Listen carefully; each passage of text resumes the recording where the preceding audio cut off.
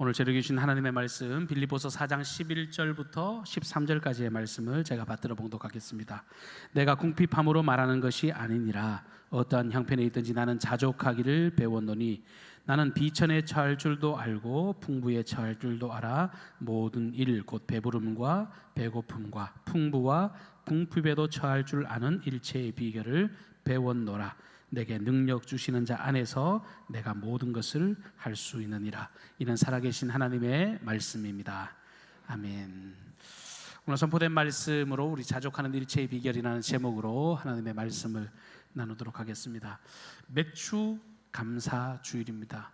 신앙생활 오래 하다 보면 그냥 좀 그 틀에 박힌 시간들로 이렇게 넘어갈 수가 있고 또 절기의 진정한 의미를 좀 놓치고 갈 때도 있는 것 같아요. 사실 맥주 감사절의 기원은 성경이 분명히 말씀하고 있습니다. 출애굽기 23장 16절 말씀에 보면 맥주절을 지키라. 이는 네가 수고하여 밭에 뿌린 것의 첫 열매를 거둠이니라. 하나님께서 주셔서 우리가 먹고 삽니다. 하나님이 주셔서 우리의 삶이 영이 되었습니다. 특별히 이스라엘 백성들의 주식인 이 밀과 보리를 처음 거두면서 하나님의 은혜와 사랑, 그 돌보심에 감사하는 절기가 맥주 감사 주일이죠. 우리나라는 요즘은 이렇게 농사를 그렇게까지 짓지 않습니다만 예전에는 보리를 수확하는 시기가 요 시기랑 맞물리고 또 이제 상반기가 끝이 나고 하반기가 시작되는 무렵이 요 시기랑 맞물려서 우리 한국 교회는 이 7월 첫째 주일을 맥주 감사 주일로 전통적으로 지켜오고 있습니다. 오늘 드리는 이 예배를 통해서요, 우리가 정말 부인할 수 없는, 결단코 부정할 수 없는 그 위대한 은혜와 사랑을 기억해내고 그 위대한 사랑에 기초한 그분께 합당한 영광과 감사와 찬송을 돌려드리는 저와 여러분이 되시기를 주님의 이름으로 축복합니다. 여러분, 인생의 어떤 배움이든지요, 배울 때는 그 안에 고수와 하수가 존재하죠. 평범한 인생이 소위 차이나는 클래스가 되고 확연히 차이나는 명품이 되기 위해서는 누구라도 다 고수가 가진 그 숨겨진 비법이 뭔가 이렇게 관심을 두게 되어 있습니다. 요즘은 원포인트 레슨이라고 하는 말이 좀 이와 유사한 표현으로 이렇게 들려오죠. 운동이든 음악이든 좀 실력이 좀처럼 늘지 않을 때, 뭔가 이렇게 확연한 뭔가가 손에 잡히지 않을 때 그 분야의 전문가가 와가지고 그 문제를 정확하게 탁 짚어주면, 뭐 많은 말 하지 않아도 탁 집어주면 그게 문제가 해결되는 것을 우리가 볼 수 있잖아요. 그런 의미에서 오늘 맥주 감사 주일에 나와서 예배하는 저와 여러분들은요, 굉장히 수지 맞으신 겁니다.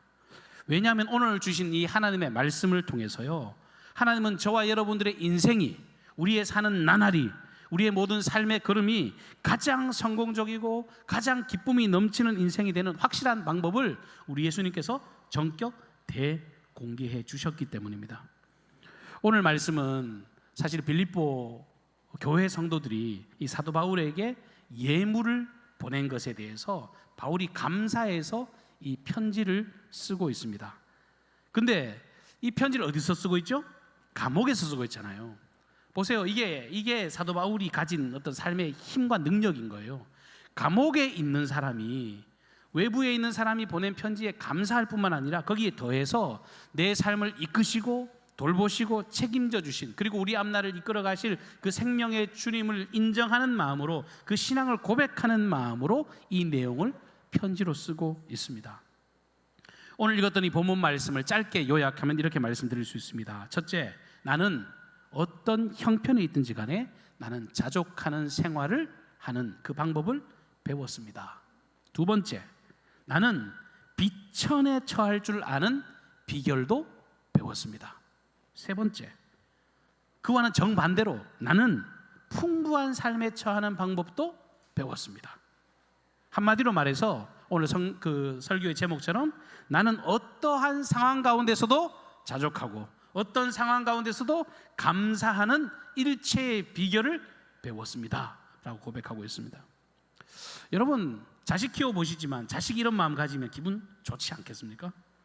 애가 어떤 난관이 와도 어떤 환경이 되든지 간에 당당하게 걸어간다 그러면 부모로서 너무너무 행복할 겁니다.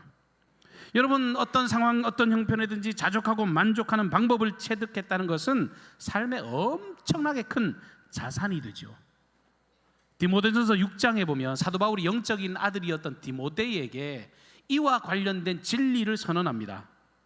거기 보면 네가 자족하는 마음이 있으면 경건은 큰 이익이 되고 우리가 세상에 아무것도 가지고 온 것이 없음에 또한 아무것도 가지고 가지 못하리니 우리가 먹을 것과 입을 것이 있은 줄 족한 줄 알 것이니라.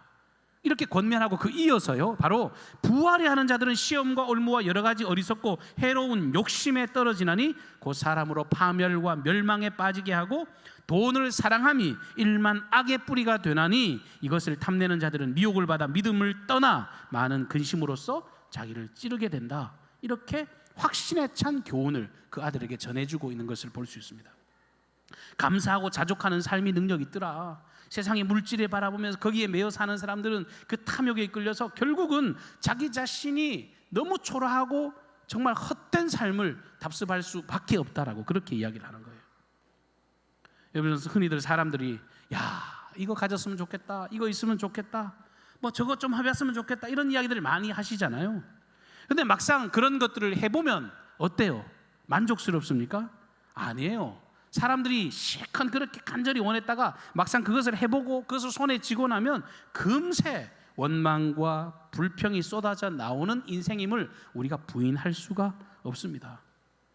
여러분, 솔직히 말하면 우리가 여기 있는 모두가 다 이 사실 앞에서 누구도 자신만만해 할 수 없을 것 같아요. 왜냐하면 인간의 죄성이 가진 그 욕심이라는 것이 정말 브레이크가 고장난 자동차처럼 그냥 질주하는 겁니다. 채워도 채워지지 않고 그렇게 계속해서 목마른 인생을 살아가다가 나중에 공허함과 부족함을 느끼게 되죠.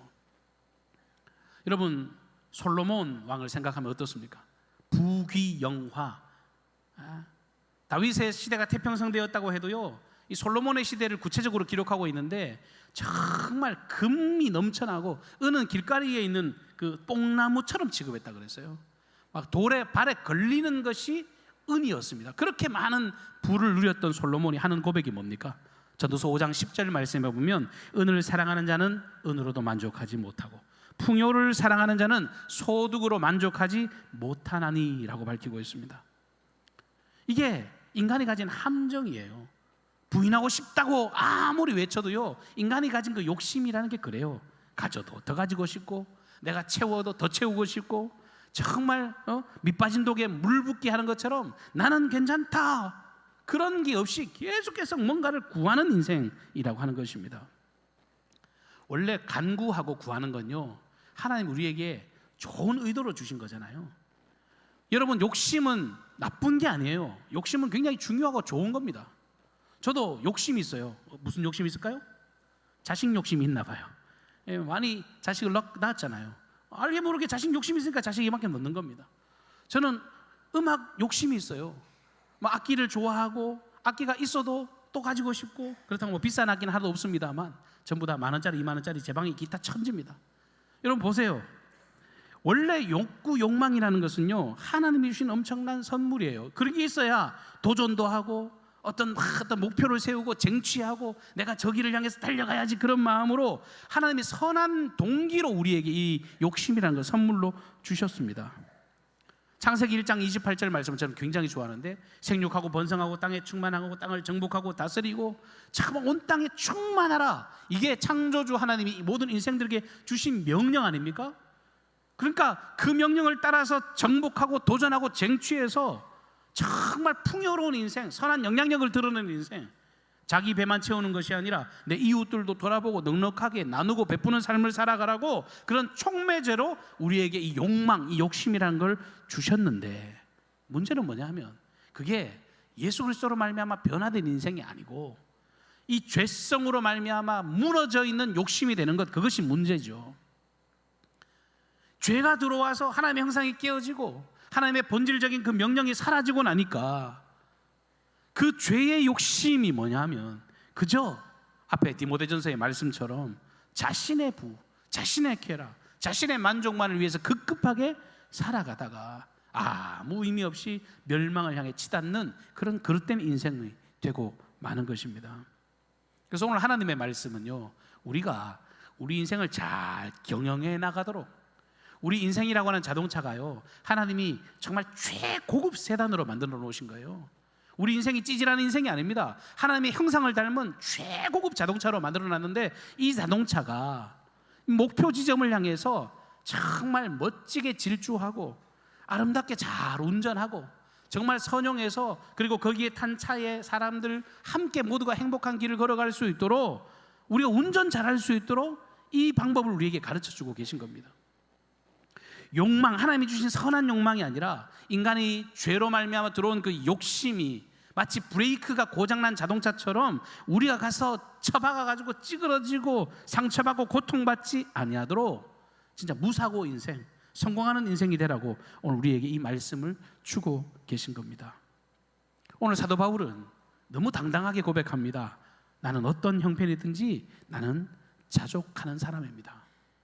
그리고 이후에 나는 비천한 환경이든지 혹은 풍부한 환경이든지 배고픈 환경이든지 어떤 형편이든지 나는 자족하는 일체의 비결을 배웠습니다 라고 고백합니다. 여러분, 이게 얼마나 신앙의 고백으로 아름다운 고백인지 몰라요. 지난주 월요일에 제가 어릴 때 그 선교단 활동을 했었거든요. 선교단에서 드럼을 쳤는데 함께 활동하던 선교단 누나죠. 우리 누님이 거의 30년 가까이 만에 이게 보게 된 겁니다. 연락이 우연히 됐습니다. 우연히 돼가지고 제가 목회한다는 소식을 듣고 여기까지 달려왔어요. 팀 보컬로 섬기는 누나, 어릴 때 만났으니까요. 머릿속에 사진처럼 찍혀있는 얼굴이 있잖아요. 막 기대가 이제 막 가지고 있었습니다. 근데 이제 전화를 통화해 보니까 합동 측의 목사님과 결혼을 하고 13년 전에 이 필리핀 일로일로라고 하는 지역에 파송 선교사로 가족들이 함께 거기서 사역을 하고 있다고 들었습니다. 그리고 이제 강경에 와서 이제 차에서 내리는데 얼마나 반갑겠습니까? 근데 다 보니까요, 제가 생각했던 얼굴이 아니에요. 20대 그 꽃다운 그 하얗고 뽀얗고, 우리 팀에서 노래도 제일 잘했거든요. 얼굴도 제일 이뻤던 것 같아요. 근데 그 모습은 사라지고 굳이 그분께 내가 지금 필리핀 선교사야 라고 말을 듣지 않아도 그냥 한눈에 보기에 선교하나? 이런 마음이 들 만큼 아주 까무잡잡한 모습으로 내리는 거예요.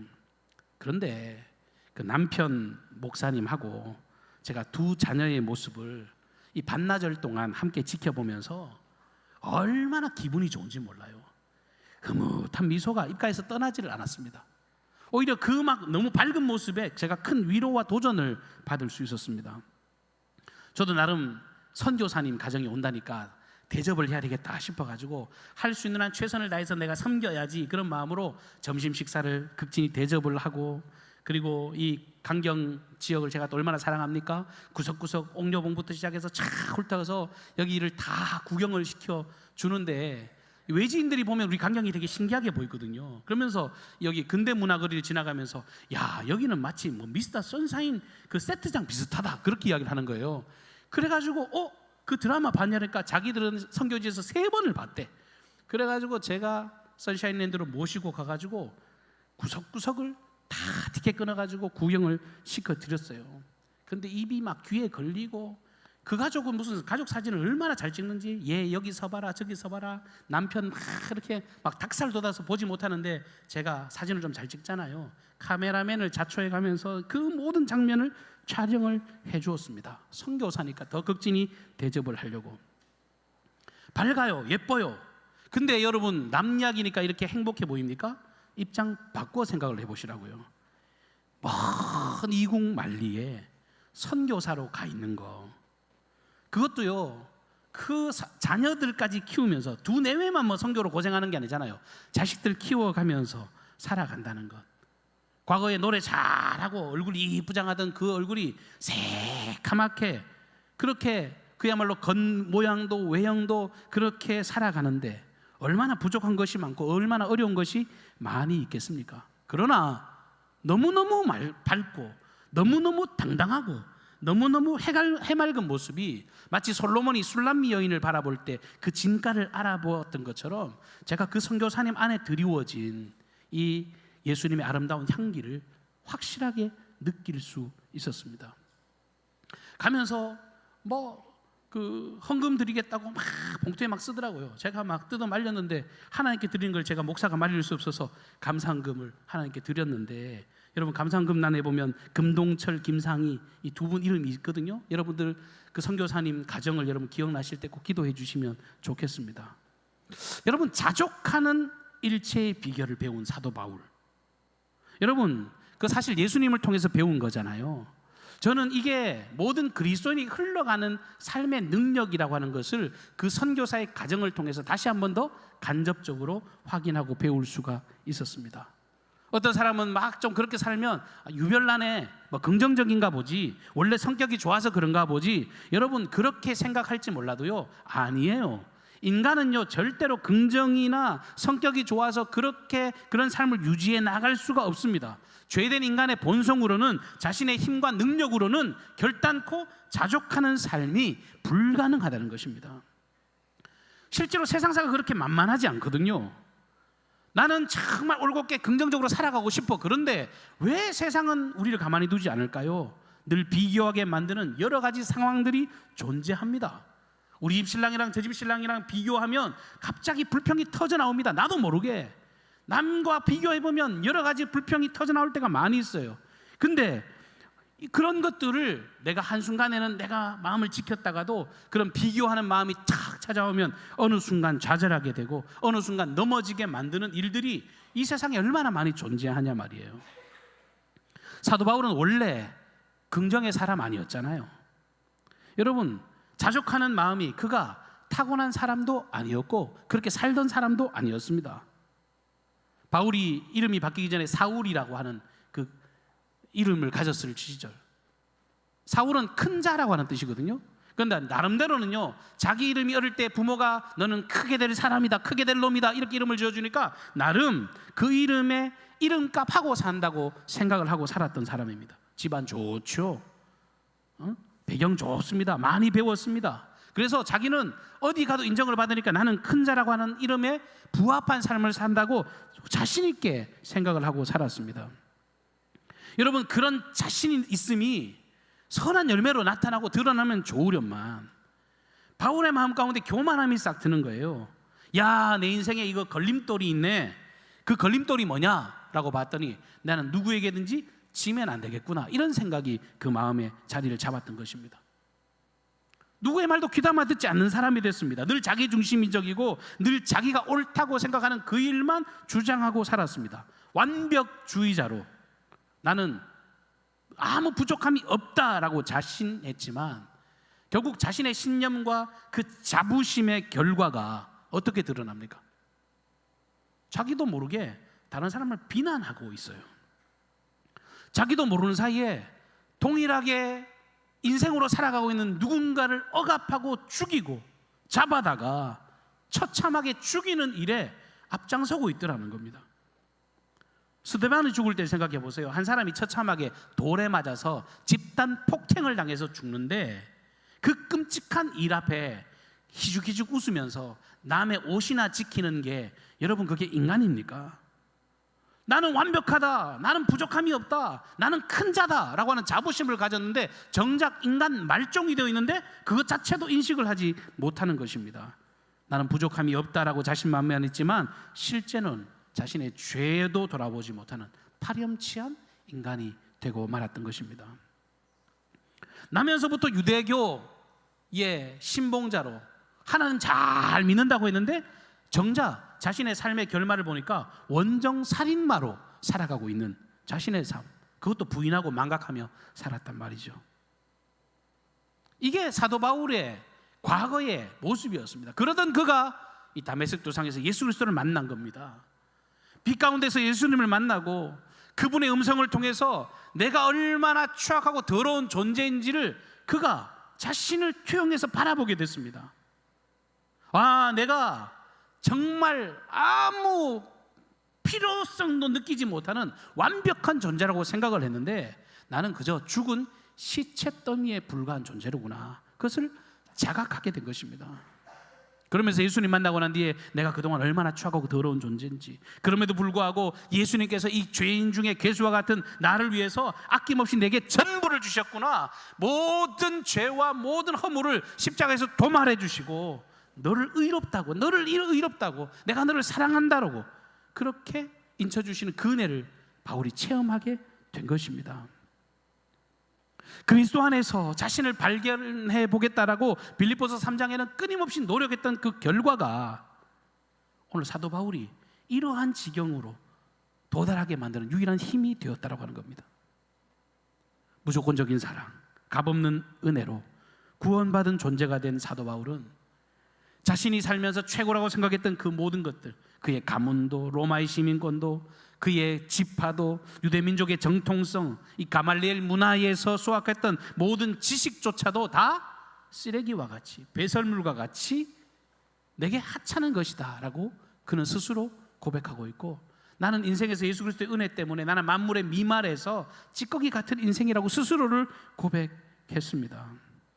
그러면서 자기가 누려왔던 그 과거의 모든 것들을 분토와 같이 버리고 이제는 내가 진짜 추구해야 될 인생의 목적이 뭐냐, 나를 통해 죽어가는 한 생명 살리고, 나를 통해 하나님의 나라가 확장되어지고, 나를 통해서 주님의 그 일을 정말 위하여서 멋지게 사용되지는 그 삶에 내 삶을 드리우되 내게 주어진 이 모든 삶을 자족함으로, 감사함으로 받아들여야지라고 하는 마음이 그에게 생겨난 것입니다. 그래서 바울은 끊임없이 나는 자족하기를 배웠다라고 확실히 고백을 하고 있는 것입니다. 오늘 맥주 감사 주일입니다. 여러분, 우리가 상반기의 은혜를 감사하는 시간이라고 하는데, 여러분 지난 날을 한번 돌아보세요. 삶을 돌아보시면 내가 걸어온 삶에 내가 내 삶에 있어서 내 지분이 얼마쯤 된다고 생각을 하고 계십니까?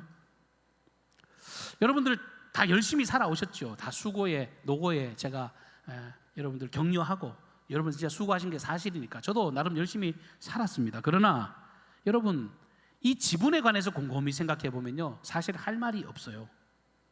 인간은 망각의 동물이라 그러지 않습니까? 과거를 금방 잊어버리는 존재예요. 멀리 갈 것 없이 불과 2년 전만 해도 이 코로나 시절, 어떤 분은 코시국 그러대. 코로나 시국을 생각해 보세요. 여러분, 사람이 사람을 못 본다는 거 생각이나 해보셨더랬습니까? 내 가족을 함께 하지 못해가지고 전전긍긍해야 되고, 한 이불 덮고 사는 정말 부부지간에도 확진되고 나면 얼굴도 한번 보지 못하는, 격리돼서 보름 동안 살아야 되는 그런 일들이 불과 우리가 살아온 얼마 전에 우리의 현주소였습니다. 다 죽을 것 같지 않았나요? 멀리 갈 것 없이 당장 지난해만 봐도요, 비가 얼마나 많이 왔는지, 살면서 강경 지역에도 이렇게 홍수가 지금 날 것 같은 그런 위기 가운데서, 그때 여름 성경학교 딱 요맘때네요. 딱 요맘때에 정말 물은 넘친다 그러고 대피 방송은 나오는데 교회에서 여름 성경학교 했던 기억이 있습니다. 내가 열심히 살아왔지만 하나님이 먹이시고 입히셨다는 생각이 드는 시점이 바로 이런 이유이 때문입니다. 저는 요즘에 터무니없이 작은 텃밭을 일구고 있습니다만, 여러분 농사를 지으니까 여러분 하나님의 은혜와 사랑을 더 깨닫게 되고, 순간순간 여러 가지 어떤 임팩트들이 머릿속에 많이 지나가는 것을 느껴요. 그리고 많이 겸손한 마음이 들 때가 많이 있습니다. 농사는 진짜 정직한 것 같아요. 가물어도 안 되죠. 비가 너무 와도 안 됩니다. 바람 불어도 안 되고, 그야말로 적당한 비와 바람과 햇빛 이런 것들을 공급해 주실 때, 뒤집어서 이야기하면 하나님이 허락해 주신 딱 그만큼의 복을 누리는 게 이 하나님의 섭리와 법칙인 것 같습니다. 우리가 살아온 모든 것이요, 우리의 지분을 자랑할 수 있는 것 같지만요, 여러분 하나님이 정해놓으신 딱 요만큼의 지분을 우리가 지금 누려가고 있음을 믿음으로 고백하시길 바랍니다. 시편 8편에 보면 다윗은 이 사실을 고백하면서 살았습니다. 시편 8편 3절 4절 말씀입니다. 주의 손가락으로 지으신 주의 하늘과 주께서 베풀어 두신 달과 별들을 내가 보오니, 사람이 무엇이기에 주께서 그를 생각하시며 인자가 무엇이기에 그를 돌보시나이까. 여호와 우리 주여, 주의 이름이 온 땅에 어찌 그리 아름다운지요. 여러분, 다윗은요 이렇게 노래할 만큼 꽃 향기가 넘치는 그런 인생이 아니었습니다. 8형제의 막둥이로 맨날 천덕꾸리처럼 살았습니다. 왕을 추대하는 그 자리에서 다윗은 이름조차도 거론되지도 않았습니다. 너는 나가서 양이나 쳐라 그러고 부모에게도 멸시천대받던 대상이었습니다. 전쟁에서 큰 공을 세워서 이제 그야말로 한미천 잡고 이제 정계에 진출할 수 있는 어떤 길이 열렸나 싶었는데, 여러분 막상 사울이 시기와 질투에 눈이 벌어서 맨날 다윗을 쫓아다니면서 죽이려고 그랬지 않습니까? 10년 동안 도망 다녔습니다. 그런데 다윗은 이런 고통과 아픔 가운데서도요, 이런 환경이 어려운 가운데서도 그의 입술은 날마다 주님의 은혜와 사랑, 그 자비 때문에 내가 지금 살아가고 있다고 믿음으로 고백하며 살았습니다. 하나님의 사랑이 다윗을 휘감았을 때, 오늘 예수 그리스도의 대속의 사랑이 오늘 사도 바울을 휘감았을 때, 모든 사람들은 자기도 모르는 사이에 그 환경을 뛰어넘어서 만족하고 감사하고 자족하는 삶을 살아가게 되더라는 것입니다. 자족하는 일체의 비결이 무엇입니까? 여러분, 우리 인생이 자족하는 유일한 비결, 자족하는 일체의 유일한 비결은 바로 오직 예수 그리스도 한 분밖에 없는 줄로 믿습니다. 주님이 그렇게 사셨습니다. 하늘 영광 모든 보좌를 버리시고 낮고 천한 이 땅에 오셨고요, 자신의 전부를 십자가에서 내려놓으셨습니다. 마태복음 8장에 보면 예수님이 하시는 말씀이 여우도 굴이 있고 공중에 새도 거처가 있으되 인자는 머리 둘 곳이 없다라고 하실 만큼 세상적으로 봤을 때 천대받는 삶을 살아오셨지만, 주님은 온 인류의 구원이라고 하는 이 대업을 이루기 위해서 그 마음에 사랑을 가지고 우리를 위해 모두를 주셨다라고 하는 겁니다. 이 길을 우리에게 보여주셨고, 이 길을 걷는 우리도 동일한 능력으로 살아가게 될 때 예수님처럼 더 가치 있는 것이 보이는 인생이 되어지는 것입니다. 그래서 오늘 사도 바울은 13절 말씀에 내게 능력 주시는 자 안에서 내가 모든 것을 할 수 있습니다. 이 믿음이요, 이런 당당함을 가져온다는 겁니다. 사랑하는 성도 여러분, 말씀을 맺겠습니다. 우리가 인생 살면서 우리의 능력을 과신할 때가 많습니다. 여러분, 우리 인생은요, 의지할 대상이 아닙니다. 성경은 우리 인생에 대해서 뭐라고 말씀하십니다. 너희는 들의 풀과 같고 들에 있는 꽃과 같다. 내일 있다가 사라질 그런 들풀 같은 존재다. 있다가 사실은 안개와 같은 존재다 라고 말씀하고 있습니다. 그 안개와 같은 들의 풀과 꽃과 같은 인생을 과신하며 살아가지 말고, 썩은 동아줄 같은 내 인생을 의지하는 것이 아니라 영원하신 하나님의 능력과 권능을 의지하게 될 때, 그때 나도 모르는 그 위대한 감사, 정말 모든 것에 자족하는 그 마음이 생겨날 줄로 믿습니다. 오직 내게 능력 주시는 자 안에서 나는 자족할 힘이 없지만 주님 입술을 지켜주십시오. 나는 정말 자족하고 감사할 힘이 없지만 주님께서 내 삶의 지혜가 되어주셔서 늘 찬송하고 감사하고 주님을 높이고, 더불어 정말 나뿐만 아니라 이 땅에 죽어가는 많은 생명들에게 이 위대한 가치를 나누고 전하는 믿음의 삶을 걸어가게 해달라고 그렇게 기도하시는 저와 여러분이 되시기를 주님의 이름으로 축복합니다. 제가 한번 기도하겠습니다. 사랑의 주님, 은혜를 감사합니다. 우리를 사랑하셔서 위대하신 하나님의 권능을 고백하게 하시고, 우리의 능과 힘이 아니라 주님께서 찾아오신 그 은혜로 말미암아 우리가 이런 복된 그 자족의 삶을 믿음으로 누리며 살게 하시니 감사를 드립니다. 종교적인 껍데기와 간섭이 아니라 이 위대한 능력과 권능을 삶 가운데 드러내고 나타내며 살게 하여 주시고, 천국 가는 그날까지 좌로나 우로나 치우치지 않는 생명과 소망의 걸음을 멈춰 서지 않도록 능력의 팔로 붙잡아 주옵소서. 우리의 모든 삶의 걸음을 주님께 의탁하옵고 예수님의 존귀하신 이름으로 기도하옵나이다. 아멘. 다 같이 자리에서 일어나셔서 우리 오신실하신 주, 우리의 삶을 돌보신 하나님